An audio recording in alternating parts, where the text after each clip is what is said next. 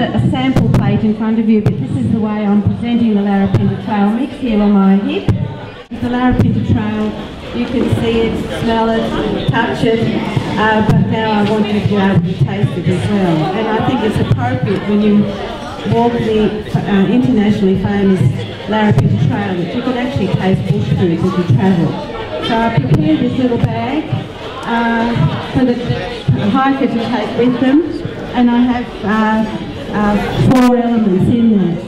First of all, I have a Kwandong and Ruby Saltbush cordial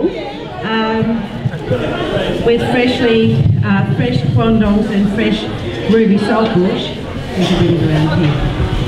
So that's a cordial, and I've got fresh water here. The flavours of the Kwandong is fairly subtle, so I found that when you actually make the cordial to dilute it, that you need about 50% of the cordial in the water to take that with you. The other elements are a dry mix, which you can take while you're walking. This contains macadamia and bush tomatoes that have been, the bush tomatoes have been rehydrated, and then they've been tossed in an oil spiced with pepper berries, macadamia oil, and then dried in the oven. The other ingredients are a little cheesy biscuit or little bite made with wattle seed, and then there's deep fried grey saltbush. So that's your dry mix as you walk along. Then the next ingredient I have is an energy bar, so that you've got different aspects of nutrition. The energy bar is a bar made with reconstituted Kwandongs, bush limes and local dates, and then oatmeal and honey and butter. And then I've just dried it slowly in the oven, but it could be longer in the oven to be crisper, but I kept it still chewy.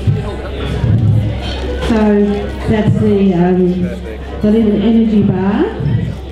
And then the next component, I've made some home-made jerky.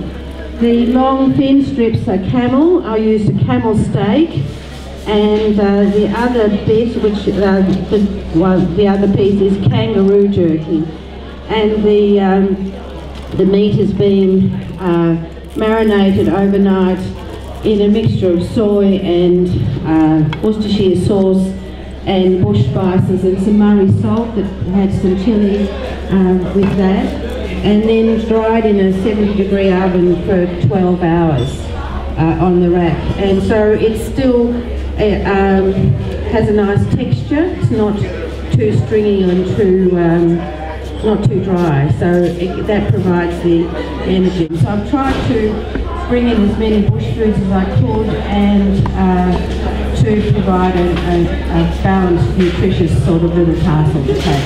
Commercially available where?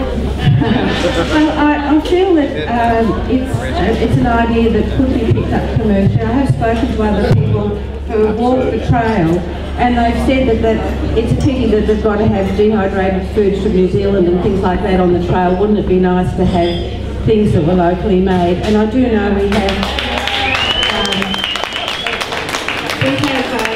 camel jerky being made here in Alice Springs, and so it would be an ideal product that's already available commercially.